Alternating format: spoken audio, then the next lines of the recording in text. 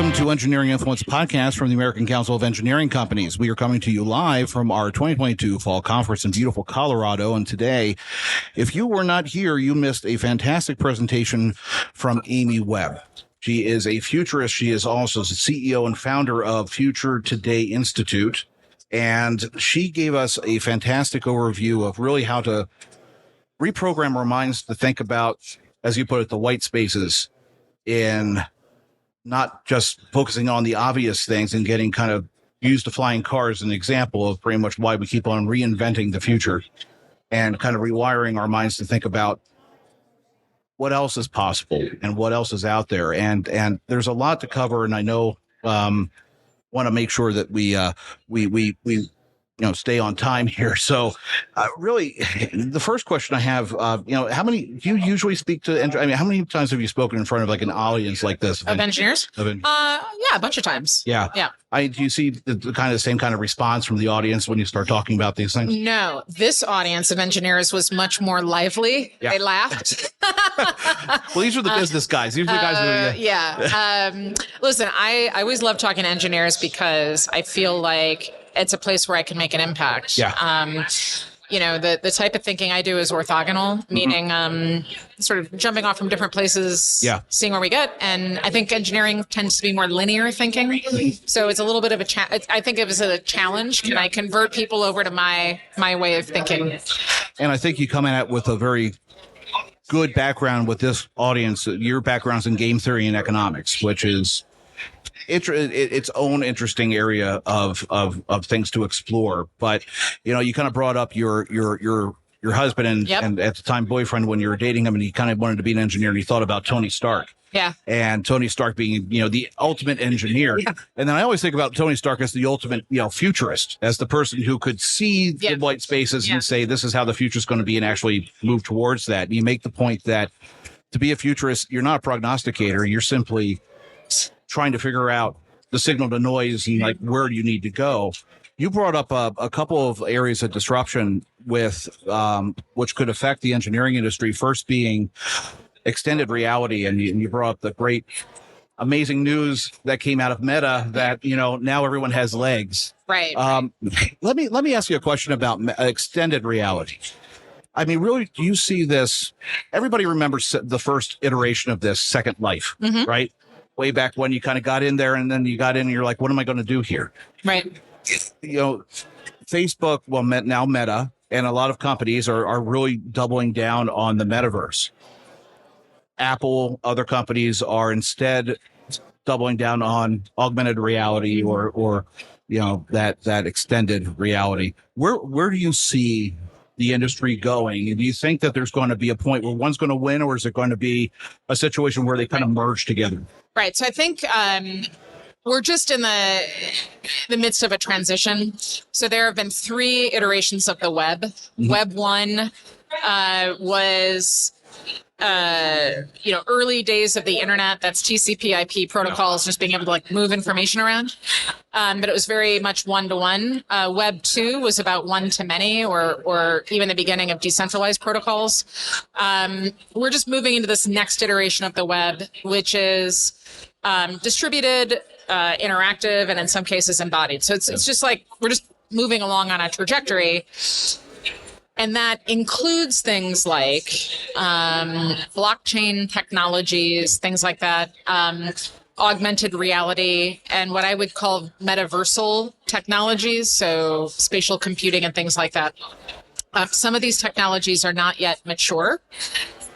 But what's starting to happen is that there were some other things happening at the same time. Facebook is coming, Meta is coming under extreme scrutiny from different governments for very good reasons, right? For having done some not so great things. Apple is one of the largest companies in the world by market cap, but their primary product is a phone. Yeah. And by our account, like by our models, we're probably looking at the beginning of the end of the smartphone, and that probably started happening in 2018. Yeah. So what we're seeing is companies now trying to either shift focus or stake new sort of territory. And that is having a ripple effect throughout every industry, which is why suddenly you see a bunch of chief metaverse officer announcements happening. A lot of this is just extreme FOMO. It's a hedge, or it's like extreme FOMO, fear of missing out. And that makes it really hard to pay attention to the stuff that matters. So right now, from my point of view, the stuff that does not matter is whether or not we inhabit a Second Life style virtual environment. It's plausible that people may choose to spend some time in that at some point, but in the more practical near-term reality, it's all about extended reality, which is kind of like augmented reality, but just more interactive. And that's why people are kind of still out there waiting for the big disruptor. If Apple were to, like Steve Jobs did with the iPhone and event and come out with something that's I think Apple's working on a pair of glasses, right? We know that. Apple's working on glasses. Google, Meta, Microsoft, everybody's working on glasses, and the glasses are really meant to be not very futuristic or cool looking, but much more like the glasses that I've got on right now, which are pretty boring brown tortoise, your basic glasses. Your basic glasses, right. And again, like you may be saying to yourself, I'm never going to wear a pair of smart glasses. Well, here's what I would say. The accelerating factors are, because of technology, Americans are becoming more and more, not just Americans, like everybody, more nearsighted or myopic, which means that the speed with which people need to start wearing corrective lenses is happening faster than ever before in human history. Our eyes are just not evolving as fast as the technology that we're using. And really our bodies weren't designed to like look up close at a tiny little screen and then look far away. Our bodies were designed for running away from the beast coming at us, right? Okay, so what this means is that more and more people are going to be wearing glasses anyways. So if you have a choice between analog glasses or a reasonably priced set of digital glasses, which one is the average person going to choose? Exactly. They're going to choose. Exactly. Yeah. Kind of shifting a little bit, you also used your husband's medical practice and mentioned that he kind of left. By the way, he doesn't know that I did any of this. Really? I was thinking I should probably go home tonight and show him what I just showed him. It was interesting because I was sitting back there and I was at my optometrist last week. Okay.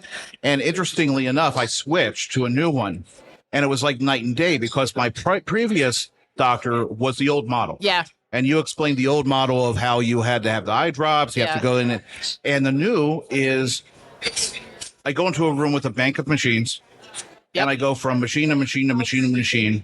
They evaluate different things. It's all digital. Then I go into the room. That's all digital. Right. And then they start talking about, well, we're worried about, potential glaucoma in the future. We're going to start building a predictive model now so we can actually... It's about a baseline, right? Exactly. Why wouldn't you, all medicine should be that way, right? Because here's a really interesting tidbit. So I lived in Japan for a long time. And I remember the first time I went to the doctor in Japan, I had a stomach bug or something. They asked me what my temperature was. And I was like, I don't know, stick a thermometer in my mouth. And I'm fluent in Japanese, so it wasn't a language issue. And they were like, no. What is your normal temperature? And I was like, 98.6 when whatever that is metric. And it turns out 98.6 is actually not most people's average temperature. And I didn't know this until I started living there, but my normal body temperature is closer to 97.9. And that may not seem like a big deal. However, all of life is full of these sort of benchmarks that don't make sense for individuals, which is why having those baselines matter. But that's not just in your doctor, that's also everyday life. Yeah. Exactly. Right. I mean, it relates to engineering. Mm-hmm. Are the baselines that you're using the right baselines given what we know? And to that point, I think that one of the areas that you also touched on was digital twinning. Yep. And the software's, the idea of engineering not just being the service of designing the building or designing the bridge or what have you, it is also owning the metadata of that object and creating that into a software as a service or a subscription model basis. And it seems like through the green building standards or the net zero carbon standards that a lot of cities are, like you said, California has adopted a very aggressive model. Boston also has a zero carbon model that they're trying to go after. The firms that can see the potential of owning and creating a service for that data are going to be the ones that are going to be able to inoculate themselves against the Amazon. That's right. But maybe it's not just about inoculation. Maybe it's about creating new revenue centers. Exactly. Right. Yeah. So, I mean, from what I understand, you're part of the industry. You're kind of at the end of the value chain. Yeah. Right. Which means you have the least flexibility and the least amount of control over your share of the revenue pie, which is insane to me since you guys are the brains of the operation. Okay. So aren't there ways that we could create new profit centers to sustain the work that you're doing? So I live in a house that's 100 years old, almost 100 years old. And we have blueprints, but there's been a lot of work done over the years. And then when we moved in, we spent a year, you'll appreciate this. We spent a year renovating it, but what we renovated was inside. Nobody can see it. Yeah. We ran conduit throughout the entire house. And my husband and his friend who works at Crestron spent an inordinate amount of time like wiring for Crestron. Yeah. At any rate, wouldn't it be great if there was now a digital twin that reflects the sensors, all of the other stuff? Exactly. And I asked our general contractor about this, who we're just super good friends with, and he was like, "That would be awesome." Yeah. But how I can't. I'm a small guy, like a small ops guy. I would love that, but I need to plug into it. Yeah. So again, I think there's an opportunity there within the industry. Otherwise, somebody else is going to build it, and just let's going to eke out more of your opportunity. And that is where the threat of the non-typical engineering firms, where you have your Alphabets, your Amazons with a significant amount of money to be invest in this, and to pull that talent that's coming out of the universities who. Right. And that's one of the big challenges that we have on workforce is how do we actually market that and say that, the next big disruption could be in this industry. And you just have to be the right person to kind of see the opening there to actually be the person. I just think you need to, again, can you guys tell a better story about what you're doing? I mentioned this project in Saudi Arabia called The Line. Yeah, the NEOM. So, and I was going to ask about that. Which is listen, there's all kinds of problems with Saudi Arabia. But if you just look at the project itself, it's amazing. It's amazing. Yeah. And there's an enormous amount of vision and foresight that's gone into that, but we see pockets of that in other places. I think the question is, what's the story that as a community you guys can tell about the future that you see coming and the role that you're going to play in it? I don't think you're doing that. No, right? We have to do that more effectively, and we have to be more aggressive about it. Right, because I actually know plenty of people who work at some of these big tech companies who know what's going on in Saudi Arabia. And I think if not for the political and ethical complications, would probably have left their big tech jobs to go work on that project. Yeah, because and that's an interesting project in its own because they're trying to navigate those cultural and social political issues because they're saying, well, you treat this as its own thing. Right. Yeah, you're right. I mean, it could be amazing if they build the line as they're going to build it, and they do everything they're actually saying that they're going to do. It could transform a lot of those technologies that you mentioned, like magnets and moving, people moving in autonomous movement systems. It's going to be amazing. But the other thing is, as a community, you guys could get together and say, "This is what our vision of the future could look like." You could start producing public scenarios to inspire others, right? To draw them to you. And that is the message. I mean, anyone listening, I think that is something that is critically important. You're focused on the business that you're doing now, or the projects that you're working on now. What is the cohesive story that those projects tell? Yeah. How can you build that into what your vision of the future is going to be? And it's not beyond marketing just for immediate. It's you're trying to frame what we are shaping and engineering and designing the future. What's that future going to be? And if policymakers are coming to us and trying to regulate us, then the question becomes, how do we guide that policymaking decision? Because my government background is, the Hill and, working on transportation policy, and all these great ideas are out there. All these larger firms are working on these different things. A lot of our smaller guys are working as a sub or what have you on these projects, but generally gets lost in translation at policy. How many times does the work that you do, looking at strategic planning, looking at future trends, hit that roadblock when you have Congress that doesn't understand how a smartphone works, let alone... Right. Well, there used to be something called the Office of Technology Assessment, the OTA, which in the 90s was doing a lot of this foresight work. They were nonpartisan. Yeah. They were writing hundreds of papers, and basically they were just there to educate members of Congress on policy and sort of thinking through the future. Yeah. That got gutted, and we don't have an office of the future. There's no secretary for thinking long term. Yeah. And politics have become pretty cantankerous in the U.S. So what that implies is that rather than doing the really long-term visioning that I think the United States used to be known for, there's a lot more short-termism, nowism. And I don't see that happening in other countries. So I mentioned Dubai when I was talking today. Government of Dubai has a system where they prototype policy. They like sandbox policy while the technology is still being developed. So it's just a really smart way of like, how can we think through, like as drones are being built and tested, they're building and testing and prototyping policy for drones versus trying to regulate in advance or after the fact. Which is what we do. We try. Right. Regulating in advance means you stifle innovation. Yep. Regulating after the fact means you wind up in lawsuits. Exactly. These are stupid ways to do it, right? Yeah. So instead, it'd be really interesting. Again, if we think about infrastructure and engineering, could you start sandboxing policy and educating members of Congress and just thinking through how might policy help advance versus restrict or hinder, right? Yeah, and I think for our audience that's engaged in advocacy, especially at the grassroots level, I mean, when the next reauthorization comes around, when the IIJA expires, and it comes back to say, okay, what's going to come next? Every bill is going to have an innovation or technology title. It is normally an afterthought, and I can say that from an experience working on the T&I committee. It's like, what's going to be in the innovation title?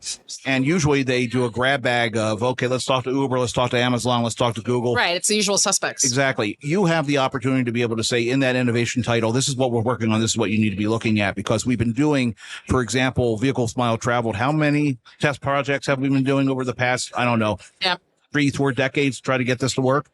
So you can help shape that future. Last question for you, because you spent your early part of your career as a reporter in the Pacific region. Yep. Let me ask a question about China.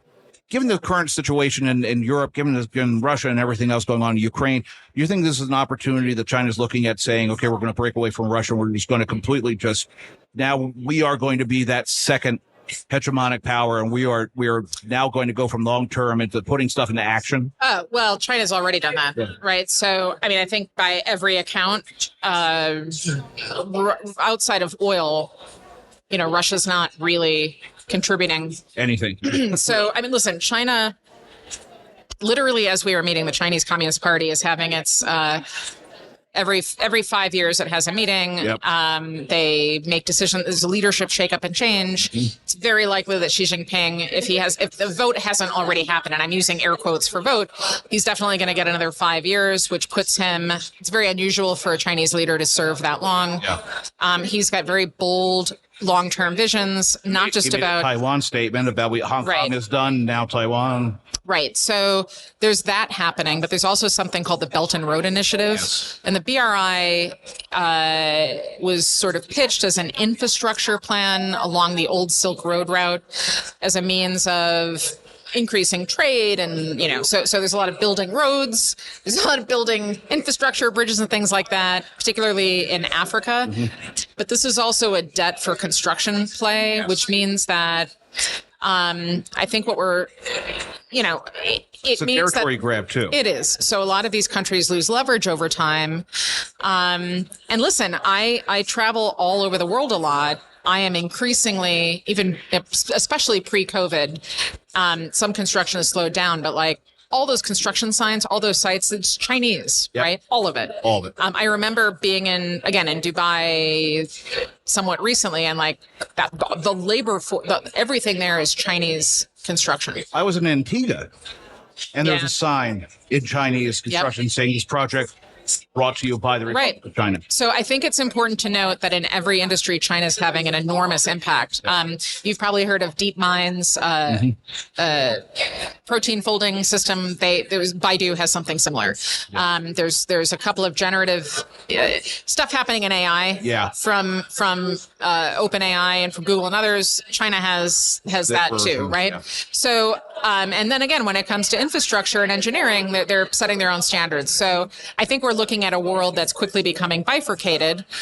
I think that sets us up for some future challenges. But again, the good news is that the future hasn't happened. Yes. It's the result of decisions that we make in the present. Absolutely. And with that, we'll close it out. Amy, I the ton I could go on much longer. I really appreciate the time that you've given us. Amy Webb, futurist CEO of the and founder of the Future Today Institute. And thank you so much for being with us. Thank you. And again, this has been an episode of Engineering Influence, a podcast from the American Council of Engineering Companies, and we will see you next time.